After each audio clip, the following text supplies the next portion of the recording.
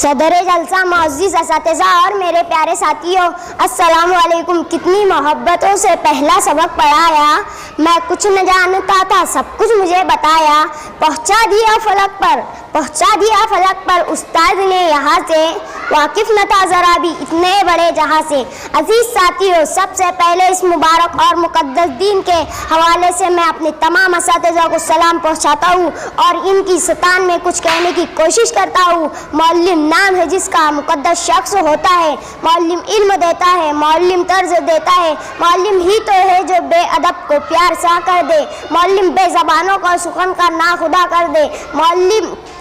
मौल्लिम माली होता है जो पौधों को हरा कर दे। मौल्लिम कच्ची मिट्टी को एक आलीशान घर कर दे। मौल्लिम नन्हे बच्चों को ज़मीन से आसमान कर दे।